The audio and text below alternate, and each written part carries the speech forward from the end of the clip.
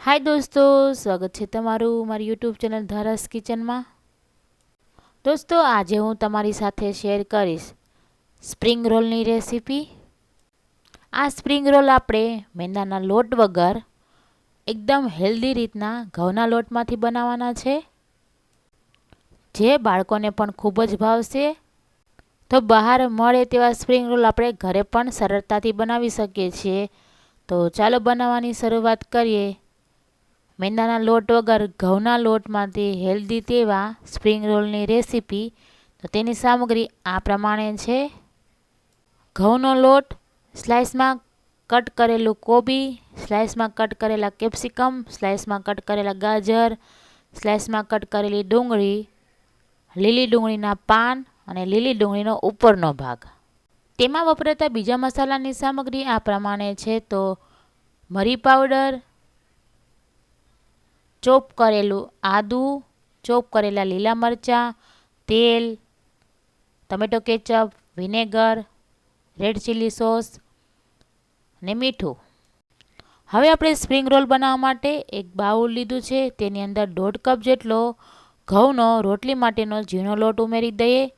તો આપણે મેંદાના લોટ વગર ઘઉંના લોટમાંથી હેલ્ધી રીતના સ્પ્રિંગ રોલ બનાવવાના છે. તો બહાર જે સ્પ્રિંગ રોલ શીટ મળે છે તે મેંદાના લોટની હોય છે. હવે તેની અંદર આપણે સ્વાદ પ્રમાણે મીઠું ઉમેરી દઈએ. 1 ચમચી તેલનું મોણ ઉમેરી દઈએ.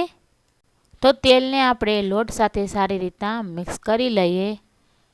તો હવે આપણે તેનો કડક લોટ બાંધવાનો છે. તો થોડું થોડું પાણી ઉમેરતા જઈએ ને આપણે કડક લોટ બાંધી લઈએ.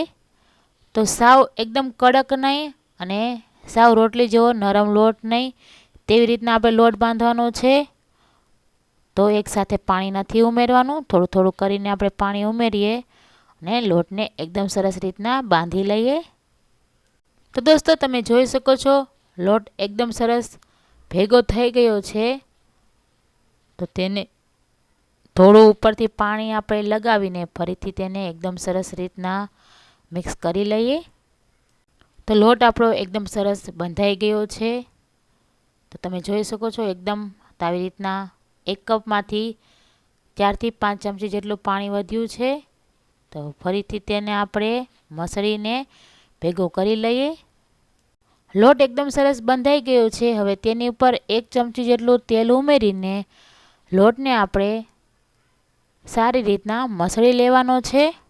લોટ મસળાઈ ગયો છે. તેને ઢાંકીને રેસ્ટ થવા માટે 10 થી 15 મિનિટ માટે મૂકી દઈએ. ત્યાં સુધીમાં આપણે તેનું સ્ટફિંગ બનાવી લઈએ. સ્પ્રિંગ રોલનું સ્ટફિંગ બનાવવા માટે મેં એક નોનસ્ટિક પેન લીધું છે. તેની અંદર હું 2 મોટા ચમચા જેટલું તેલ ઉમેરી દઈશ. તેલ ગરમ થઈ જાય એટલે તેની અંદર 1 ચમચી જેટલું ચોપરમાં ચોપ કરેલું આદું ઉમેરી દઈએ. તેની સાથે મેં લીલા મરચાંને પણ ચોપરમાં ચોપ કરીને 1 થી 1.5 ચમચી જેટલા ઉમેરી દઈએ. બંને સામગ્રીને સારી રીતના મિક્સ કરી લઈએ. ગેસની હાઈ ફ્લેમ ઉપર 1 મિનિટ માટે સાંતળી લઈએ. તમે લસણ પણ ઉમેરી શકો છો. 1 મિનિટ થઈ ગઈ છે. હવે તેની અંદર 1 નંગ ડુંગળીની મેં સ્લાઇસ કરીને લીધી છે, તે પણ ઉમેરી દઈએ. તેને પણ આપણે 2 મિનિટ માટે હાઈ ફ્લેમ ઉપર સાંતળી લઈએ. તેને પણ આપણે આદુ મરચાંની સાથે એકદમ સરસ મિક્સ કરી લઈએ.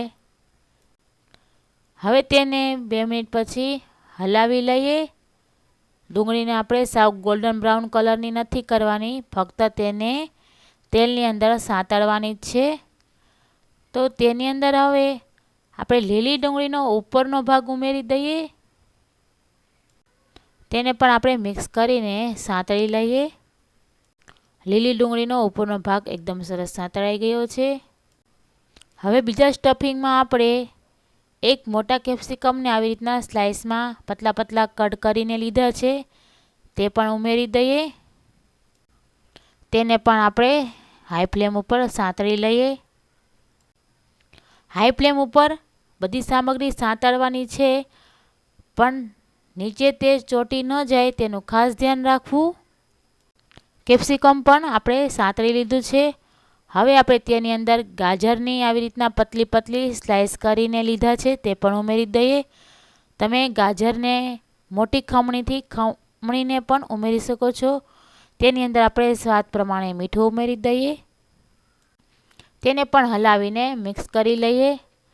તો જે બધા વેજીટેબલ છે તે એક એક કરીને ઉમેરીશું આપણે. તો એક એક કરીને વેજીટેબલ ઉમેરવાથી તે તરત જલ્દીથી સાંતળાઈ જશે. એકદમ સાવ વેજીટેબલને ચડવા નથી દેવાના. થોડા આપણે તેને ક્રિસ્પી કરવાના છે, જેથી કરીને સ્પ્રિંગ રોલ ખાતી વખતે તેમાં ક્રિસ્પીનેસ આવે. એટલે તેનું સ્ટફિંગ થોડું ક્રિસ્પી હોય તો સ્પ્રિંગ રોલ ખાવામાં ખૂબ જ મજા આવે છે. ગાજર પણ એકદમ સરસ સાંતળાઈ ગયા છે. તેને એક વખત હલાવીને આપણે મિક્સ કરી લઈએ. તો કોબીને પણ આવી રીતના આપણે સ્લાઇસમાં કટ કરીને લીધું છે, તે પણ ઉમેરી દઈએ. બધું જ કોબી આપણે ઉમેરી દીધું છે. તેને પણ આપણે હલાવીને સારી રીતના ગાજર, કેપ્સિકમ બધા વેજીટેબલ સાથે મિક્સ કરી લઈએ. થોડીવાર પછી કોબીને સાંતળી લીધા પછી તેની અંદર બીજા મસાલા એડ કરી દઈએ. તો સૌથી પહેલાં મેં 1 ચમચી જેટલું વિનેગર લીધું છે. તમે વિનેગરની જગ્યાએ લીંબુનો રસ પણ ઉમેરી શકો છો. 1 ચમચી જેટલો ટમેટો કેચઅપ ઉમેરી દઈએ. 1 થી 1.5 ચમચી જેટલો આપણે રેડ ચીલી સોસ ઉમેરી દઈએ. જો તમારી પાસે ન હોય તો સ્કીપ કરી શકો છો. તેની જગ્યાએ ફક્ત તમે ટમેટો કેચઅપ જ ઉમેરો તો પણ ચાલે. હવે 1 ચમચી આપણે મરી પાવડર લીધો છે, તે પણ ઉમેરી દઈએ. તેનાથી સ્પ્રિંગ રોલની અંદર ખૂબ સારો ટેસ્ટ આવે છે. જો દોસ્તો તમારી પાસે એક પણ સોસ સિઝન વગર અવેલેબલ ન હોય તો તમે સ્કીપ કરી શકો છો. તેની જગ્યાએ ફક્ત તમે ટમેટો કેચઅપ ઉમેરો તો પણ ચાલે. તો હવે આપણે બધા જ વેજીટેબલની અંદર મસાલા ઉમેરી દીધા છે. તેને એકદમ સરસ રીતના મિક્સ કરી લઈએ. તો વેજીટેબલની અંદર બધા જ મસાલા સરસ ભળી જાય. તો બધા જ વેજીટેબલમાં મસાલા એકદમ સરસ ભળી ગયા છે. હવે આપણે તેની ઉપર થોડા લીલી ડુંગળીના પાન ઉમેરી દઈએ. તો દોસ્તો સ્પ્રિંગ રોલ માટેનું આપણું સ્ટફિંગ એકદમ સરસ રેડી છે. સ્પ્રિંગ રોલની શીટ બનાવવા માટે આપણે જે લોટ બાંધ્યો છે તેને ચેક કરી લઈએ. તો લોટને આપણે એક વખત મસળી લઈએ. તો લોટ ઉપર આપણે ફરીથી થોડું તેલ ઉમેરીને લોટને એક વખત ફરીથી મસળી લઈએ. તો સ્પ્રિંગ રોલની શીટ બનાવવા માટેનો લોટ આપણો એકદમ સરસ રેડી છે.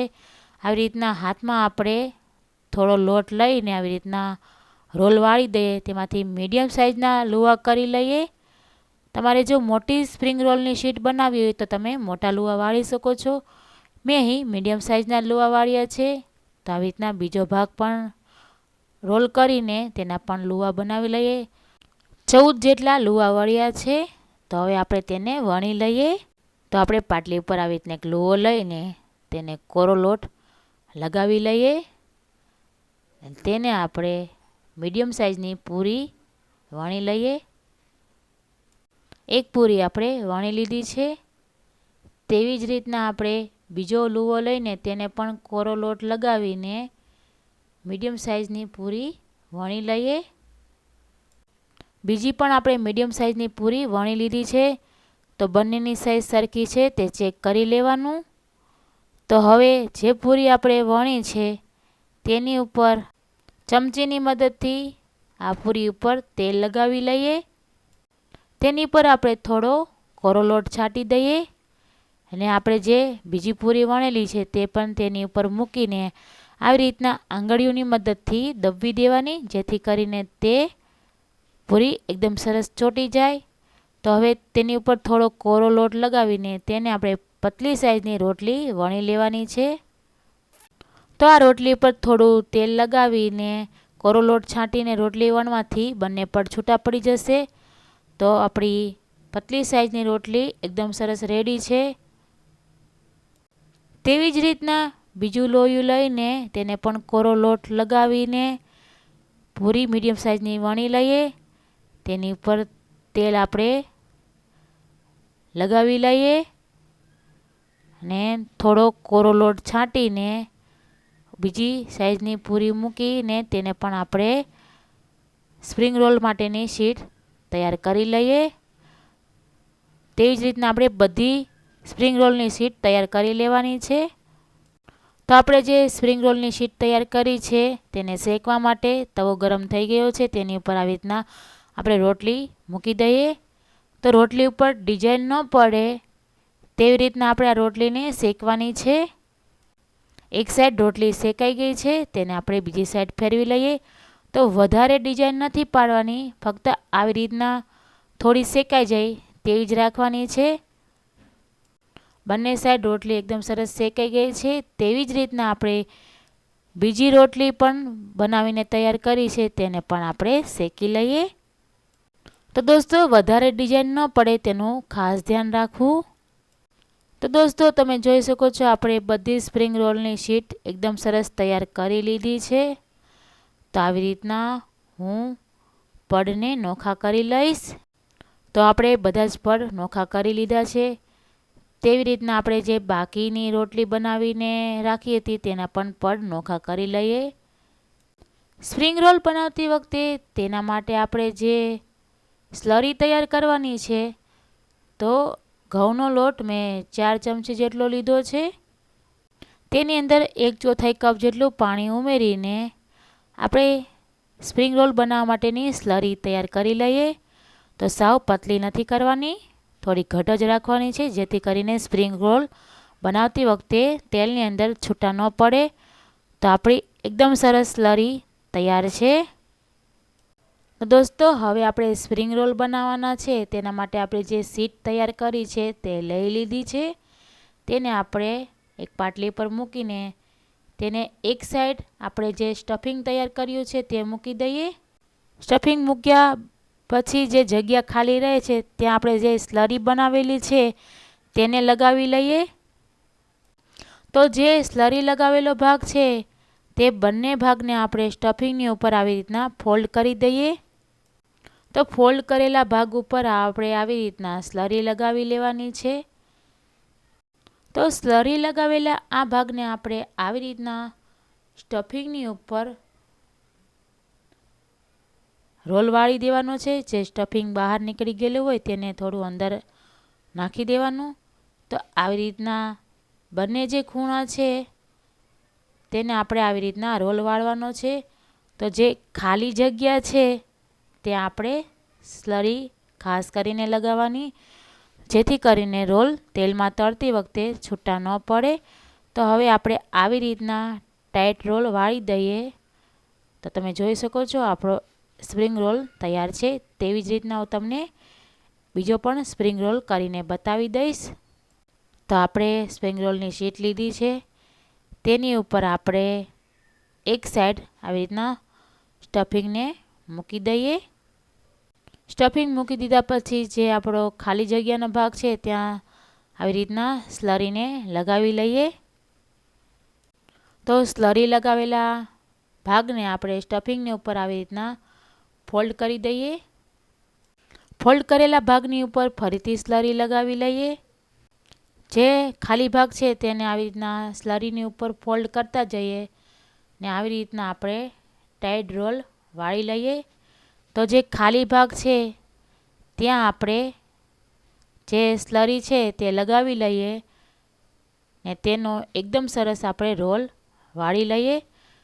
તો આપણા આવી રીતના સ્પ્રિંગ રોલ તૈયાર છે. તો બધા સ્પ્રિંગ રોલ આપણે તૈયાર કરી લઈએ.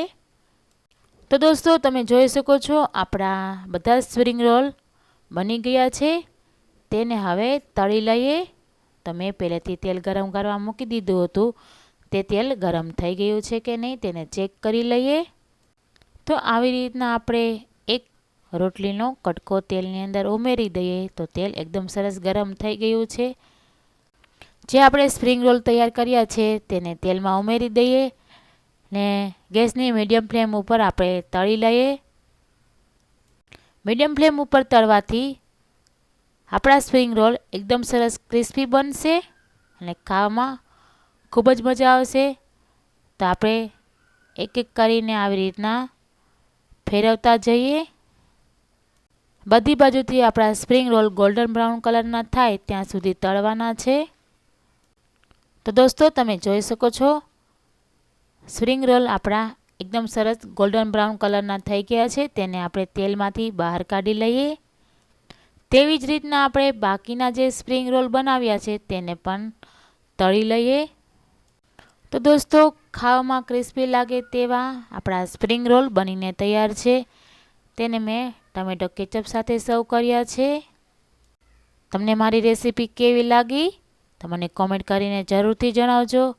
આવી રીતના હેલ્ધી સ્પ્રિંગ રોલ ઘરે જરૂરથી બનાવો. તો દોસ્તો, ઘરે મેંદાના લોટ વગર ઘઉંના લોટમાંથી હેલ્ધી તેવા સ્પ્રિંગ રોલ આપણા એકદમ સરસ બનીને તૈયાર છે. તો દોસ્તો, તમે મારા વિડીયોને લાઈક કરો, વધુમાં વધુ શેર કરો. મારી યુટ્યુબ ચેનલ ઉપર તમે નવા હો અને હજી સુધી તમે મારી યુટ્યુબ ચેનલને સબસ્ક્રાઈબ ન કરી હોય તો બાજુમાં આપેલું બેલ આઇકન બટન પ્રેસ કરો, જેથી કરીને મારા આવનારા વિડીયોનું નોટિફિકેશન સૌથી પહેલાં તમને મળે. હવે આપણે મળીએ આવી જ અવનવી રેસીપી સાથે નેક્સ્ટ વિડીયોમાં. તો ત્યાં સુધી બાય દોસ્તો.